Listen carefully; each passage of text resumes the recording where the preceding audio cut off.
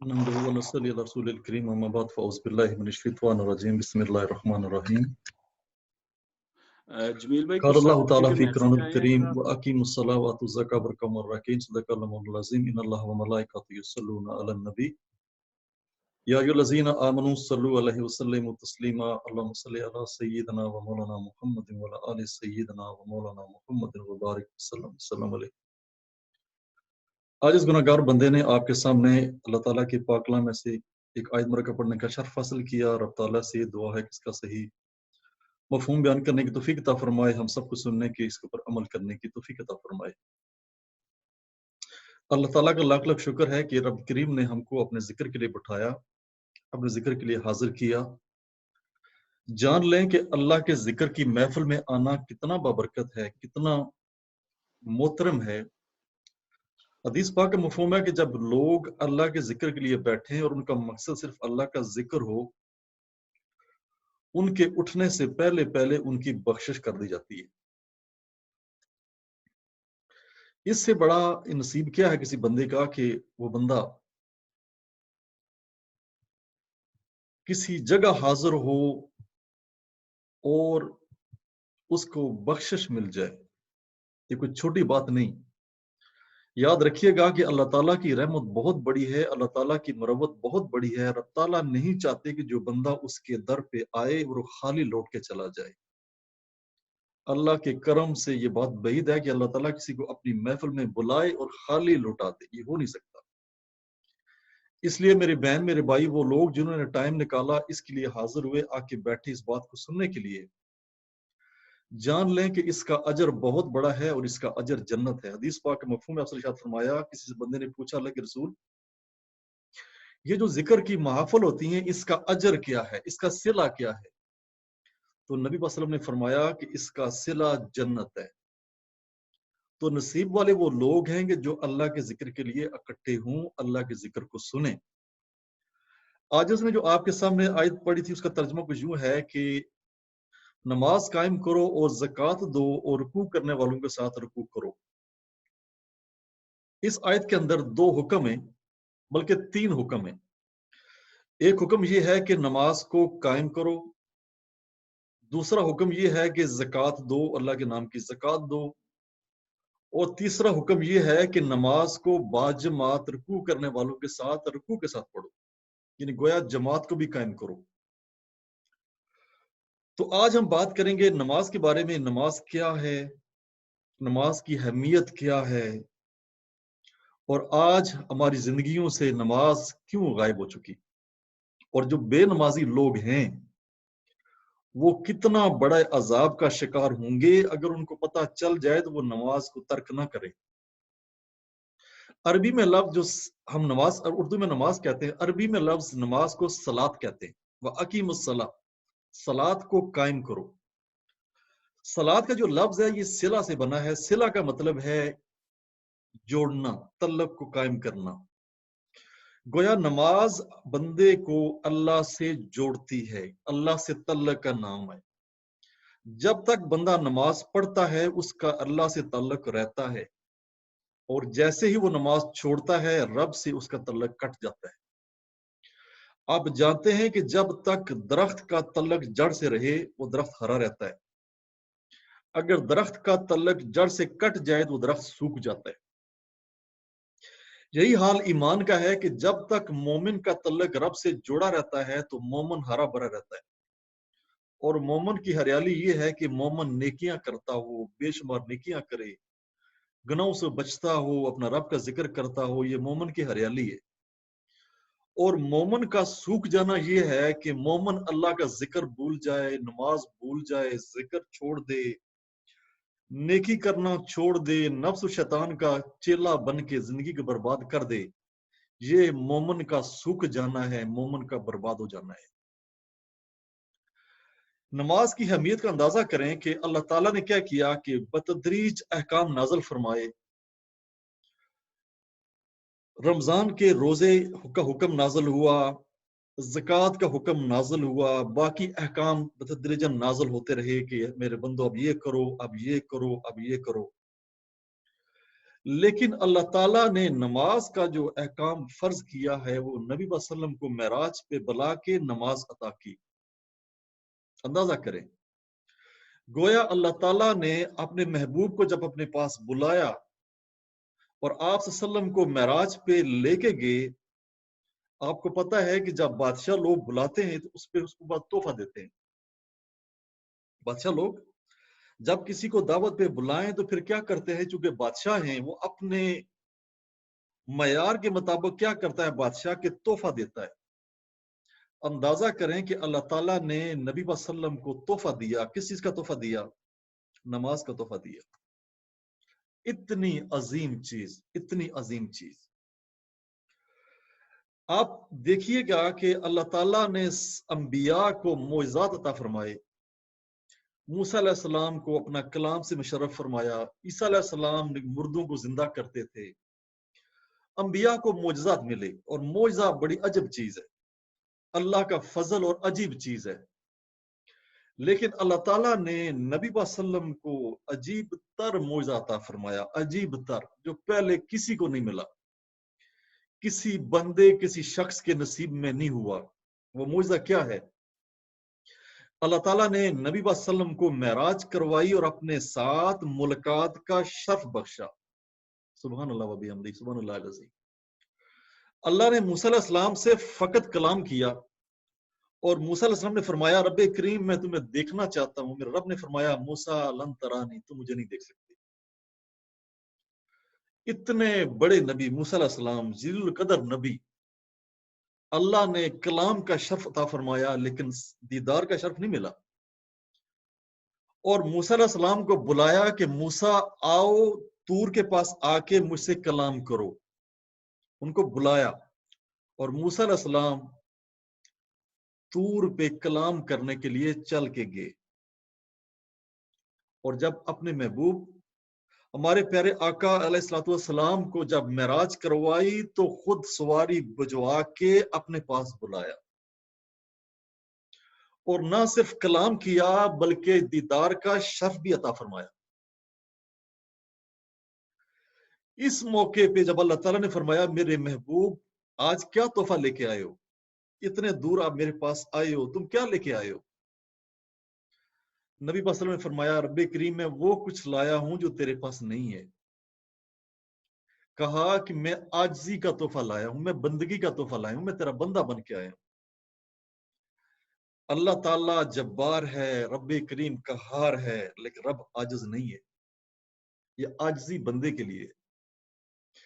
آج ہمارے نفس اتنے بڑے میں یہ میں وہ، آج بندہ میں سے باہر ہی نہ نکلا. اور اللہ کے حبیب کیا فرما رہے ہیں، میں عاجزی لے کے آیا. جب محبوبوں کی ملاقات تھی نبی صلی اللہ علیہ وسلم عاجزی کا تحفہ لے کے گئے. اللہ نے فرمایا محبوب میں تجھے ایک تحفہ میں بھی دیتا ہوں. اور وہ تحفہ کیا تھا؟ وہ تحفہ نماز کا تھا. گویا نماز اللہ نے معراج پہ اپنے پاس بلا کے اپنے محبوب کو تحفہ دیا ہے. حدیث پاک نے ارشاد فرمایا کہ نماز مومن کی معراج ہے. جب مومن نماز میں کھڑا ہوتا ہے تو گویا رب سے ہم کلام ہوتا ہے، رب کا دیدار کرتا ہے. اور یاد رکھیے گا رب کے دیدار سے بڑھ کے کچھ نہیں ہے، کچھ نہیں ہے. رب کا دیدار ہی سارا کچھ ہے. آپ دیکھیے گا کہ نبی صلی اللہ علیہ وسلم کے چہرے کا دیدار کرنے والے صحابہ کرام سب کائنات کے امام بن گئے، امام بن گئے. صحابہ کرام قیامت تک آنے والے مومنین کے سردار ہیں. وجہ کیا تھی؟ انہوں نے نبی صلی اللہ علیہ وسلم کے چہرے کا دیدار کیا تھا. یہ اس چہرے کی برکت ہے، یہ اس چہرے کی برکت ہے کہ اس کو دیکھنے والا ایک دفعہ دیکھ لے کائنات کا امام ہے. اور جو رب کے چہرے کو دیکھے وہ کیا ہے؟ غور کریں، جو نبی کے چہرے کو دیکھے وہ کائنات کا امام ہے، انسانیت کا امام، قیامت تک کے لیے امام. اور جو رب کے چہرے کو دیکھے وہ کیا ہے؟ روایات میں آتا ہے کہ لوگ جب جنت میں جائیں گے فرشتے مبارکباد دیں گے، مبارک ہو تمہیں تو جنت میں آ گئے ہو، اللہ کی نعمتوں کو انجوائے کرو۔ کچھ لوگ ہوں گے وہ جنت میں توڑ پھوڑ کریں گے، توڑیں گے، چیزیں پھینکیں گے، شور کریں گے۔ فرشتے کہیں گے اللہ تعالیٰ نے تمہیں اپنی رضا کا مقام عطا فرمایا، آج تم یہ کیسا شور کرتے ہو؟ وہ کہیں گے ہم نے اس کے لیے اللہ کی عبادت نہیں کی تھی، ہم اللہ سے ملنا چاہتے، اللہ تعالیٰ کو دیکھنا چاہتے ہیں۔ اللہ تعالیٰ ان کو اپنا دیدار عطا فرمائے گا۔ یہ عبادت نماز کوئی چھوٹی نماز نہیں ہے، کوئی چھوٹی عبادت نہیں ہے، اللہ تعالیٰ کی انتہائی محبوب عبادت ہے۔ جتنا قرب بندے کو اللہ کا قرب نماز میں مل سکتا ہے وہ باقی کسی عبادت میں نہیں ملتا، نہیں مل سکتا۔ اتنی بڑی عبادت سے آج مومن غافل سویا ہوا، اس کی پرواہ نہیں۔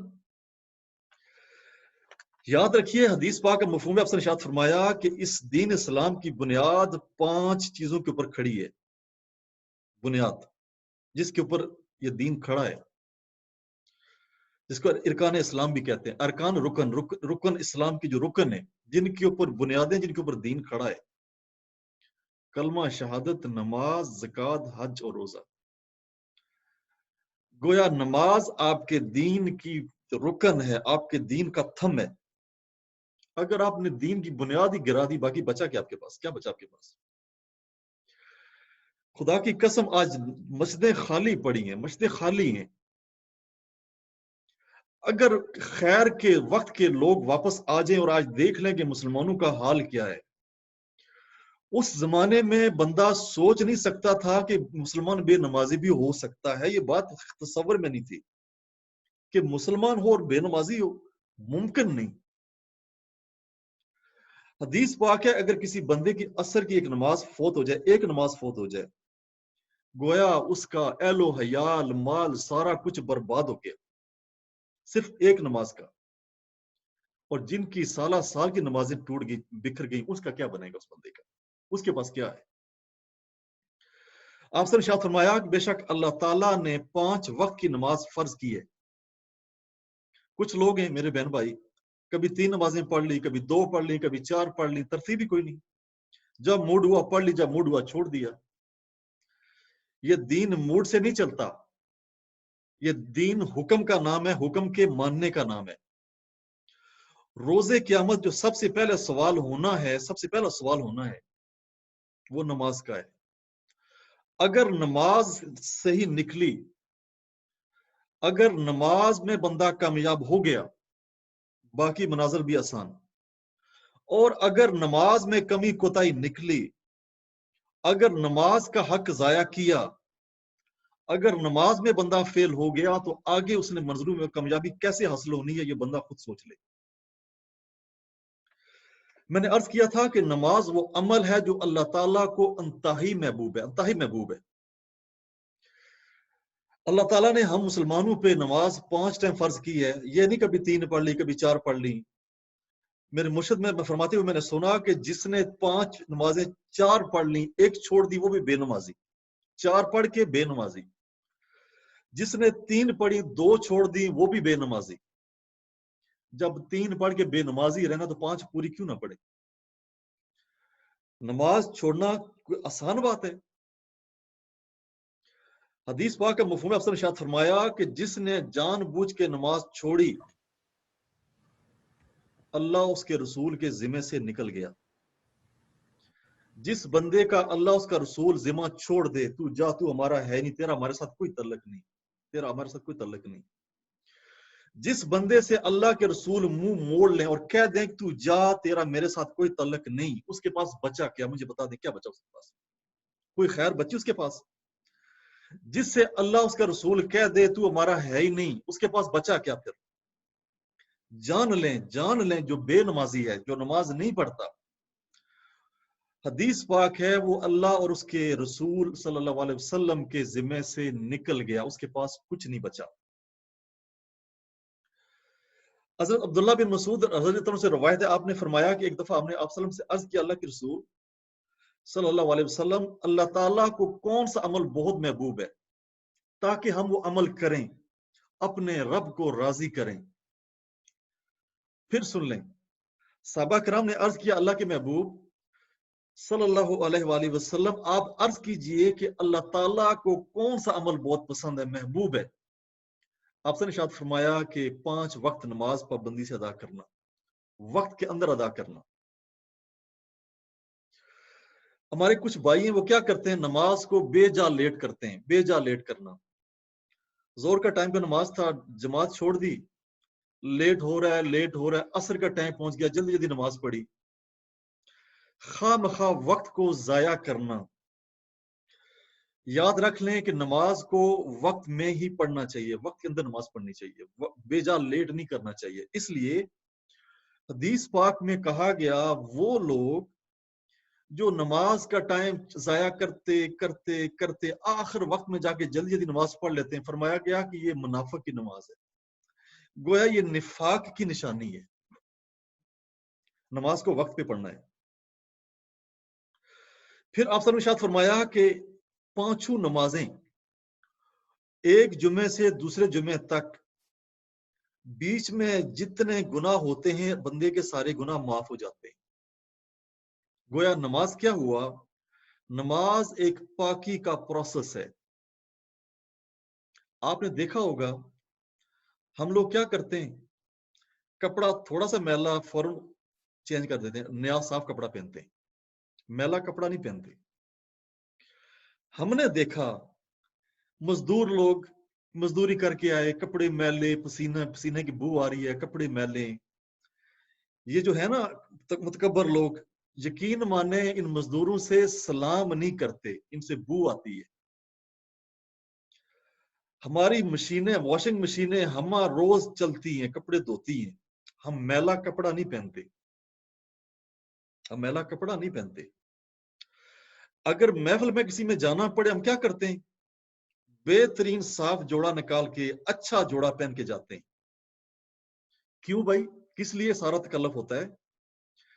لوگوں میں بیٹھیں گے، لوگ کیا سوچیں گے، کتنے گندے لوگ ہیں، ایسا ہے کہ نہیں؟ یہ سارا تکلف فقط اس لیے تاکہ لوگ جانیں کہ ہم نفاست والے لوگ ہیں، نفیس لوگ ہیں، صاف کپڑا پہنتے ہیں۔ خدا کی قسم حدیث پاک کا مفہوم ہے کہ اللہ تعالیٰ تمہارے کپڑوں کو نہیں دیکھتا تم نے کتنے کپڑے صاف پہنے ہوئے، رب کی نگاہ بندے کے دل کے اوپر ہوتی ہے، دل کتنا صاف ہے۔ ہم نے ساری زندگی کپڑے صاف رکھے، دل کو گندا رکھا، گندا رکھا دل کو۔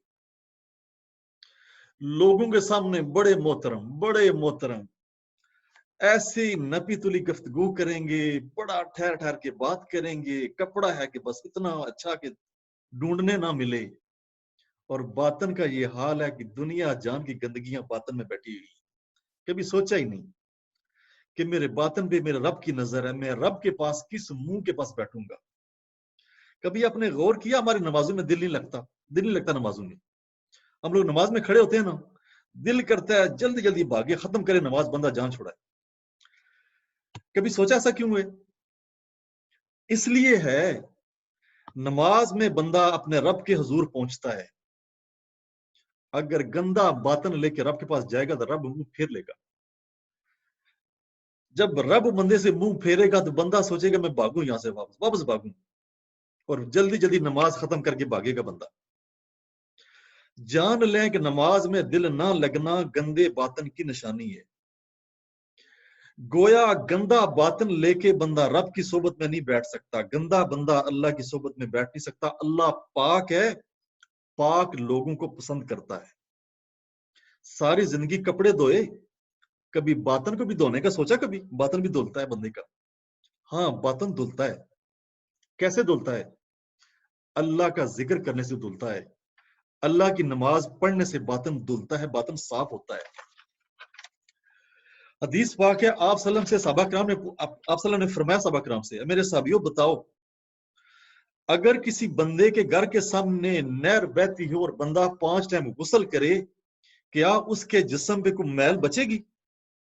صحابہ کرام نے عرض کیا اللہ کے رسول صلی اللہ علیہ وسلم کیسے ہو سکتا ہے کہ بندہ 5 ٹائم غسل کرے اور اس کے جسم پہ میل بچے؟ یہ ہو نہیں سکتا۔ آپ نے فرمایا کہ جب مومن بندہ 5 ٹائم نماز پڑھتا ہے تو ایسے گناہوں سے پاک ہو جاتا ہے جیسے 5 ٹائم اس نے غسل کیا۔ گویا نماز باطن کی پاکی کا ذریعہ۔ تو میرے بہن میرے بھائی، اگر کپڑے کے صفائی کا اتنا خیال ہے تو آج باطن کی صفائی کا بھی خیال کرنا ہے۔ آگ کے مر کے اللہ کے حضور پہنچنا ہے، اگر یہ گندے باطن لے کے رب کے پاس جائیں گے تو رب اپنے پاس کیسے آنے دے گا؟ کیسے؟ یہ گندے دل لے کے ہم اللہ کے نیک بندوں کی صف میں کیسے بیٹھیں گے؟ وہاں بیٹھنے نہیں دیا جائے گا، کہا جائے گا نکلو نکلو یہاں سے، گندے لوگوں نکلو یہاں سے، نکال دیا جائے گا۔ پتہ چلا کہ نماز پڑھو، 5 ٹائم نماز پڑھو اور اپنے گناہوں کی صفائی کرو۔ ایک دفعہ کیا ہوا کہ آپ صلی اللہ علیہ وسلم حضرت ابو ذر غفاری رضی اللہ عنہ کے ساتھ نکلے باہر، سردیوں کا موسم تھا، پت جڑ کا موسم تھا، پتے آپ کو پتا ہے کہ سردیوں میں پت جڑ کا موسم آتا ہے تو پتے پیلے ہو کے گر جاتے ہیں درختوں سے نا۔ تو آپ صلی اللہ علیہ وسلم نے کیا کیا کہ ایک شاخ پکڑی اور ہلائی اور پتے گرے۔ وہ صحابی دیکھ رہے، آپ صلی اللہ علیہ وسلم نے پوچھا ہے میرے صحابی تو کیا مجھ سے پوچھے گا نہیں میں نے ایسا کیوں کیا؟ اس صحابی نے عرض کیا اللہ کے رسول میرے ماں باپ پہ قربان ہوں، آپ نے ایسا کیوں کیا؟ نبی پاک صلی اللہ علیہ وسلم نے ارشاد فرمایا میرے صحابی، جب مومن بندہ نماز پڑھتا ہے تو اس کے ایسے گناہ گرتے ہیں جس طرح یہ خزاں کے پتے۔ ہماری صبح شامیں گناہوں میں لتھڑی ہوئی، خدا قسم لتھڑی ہوئی، ہمارا ہر دوسرا عمل گناہ کا عمل، نیکی کی خبر کوئی نہیں۔ گناہوں کے انبار سروں پہ لے کے بیٹھے ہیں۔ میرے مرشد فرماتے ہیں جب یہ تو گناہ کے بار لے کے چلے گا تو محشر کے میدان میں کیسے چلے گا ان باروں کو اٹھا کے؟ آج دنیا میں ہی اس بار کو اتار لے، آج اگر تو نے یہ بار نہ اتارا تو اٹھا نہیں سکے گا اس بار کو۔ عیسیٰ علیہ السلام کے بارے میں آتا ہے کہ آپ سمندر کے کنارے کی طرف نکلے، آپ نے دیکھا کہ ایک پرندہ کیچڑ میں جا کے لوٹ پوٹ ہوتا ہے، اس کے جسم پہ سارے کیچڑ لگ جاتا ہے، پھر وہ پرندہ کیا کرتا ہے جا کے سمندر میں ڈبکی لگاتا ہے، صاف ہو جاتا ہے، پھر آ کے کیچڑ میں لوٹتا پوٹتا ہے، پھر وہ میلا ہو کے پھر سمندر میں جاتا ہے۔ آپ دیکھ کے حیران ہوئے، خدایا یہ میں کیا دیکھتا ہوں، یہ پرندہ کیا کر رہا ہے؟ اللہ کے نبی کو وحی کی گئی ہے، نبی اس پرندے کی عمل میں آپ کے لیے ایک میسج ہے۔ میسج یہ ہے کہ جب مومن دنیا میں گناہ کرتا ہے تو گناہوں سے ایسے مٹی مٹی ہو جاتا ہے، اور اس کے بعد جب یہ نماز پڑھتا ہے تو ایسے پاک ہوتا ہے جیسے یہ پرندہ پانی میں ڈبکی لگا کے صاف ہو جاتا ہے۔ گویا نماز بندے کی پاکی کا ذریعہ ہے۔ آپ سن لیں کہ جو لوگ نماز کے شوقین تھے، نماز اچھی کب لگے گی؟ جب باطن پاک ہوگا، جب باطن صاف ہوگا، باطن میں نور آئے گا اللہ کا۔ خدا کی قسم نماز مسلح سے اٹھنے کا دل ہی نہیں کرے گا۔ ایسا مزہ، ایسا نشہ ابھی دیکھا نہیں دیکھا ابھی تک۔ پیزے کے نشے سے باہر نکلے ہی نہیں، پیزا کھاؤ۔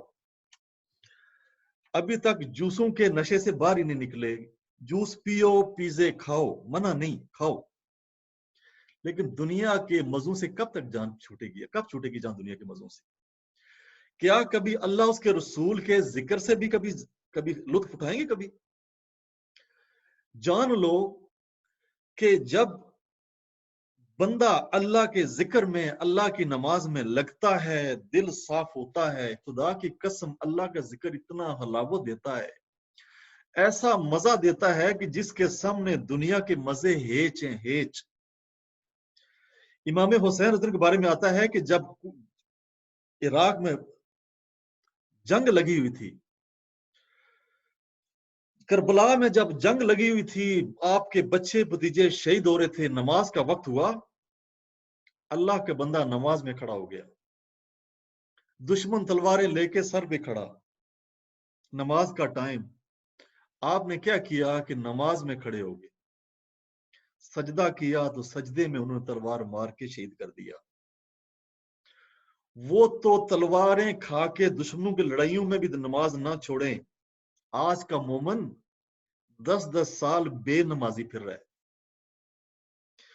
میرے بھائی تو کب تک پھرے گا؟ یہ رب کی زمین تجھے نگلے گی، ایک وقت آئے گا موت کا فرشتہ تجھے لینے آئے گا، تیرے گلے میں ہاتھ ڈال کے تیری روح کو کھینچا جائے گا، تو واسطہ دے گا میرے رب مجھے چھوڑ دے دنیا میں بھیج دے میں تیری نماز پڑھوں گا میں تیرا ذکر کروں گا کہا جائے گا بندے تو نے اپنا وقت ضائع کر دیا اب تیری نماز پڑھنے کا ٹائم چلا گیا اب تو آگے چل تیرا وقت ختم ہو گیا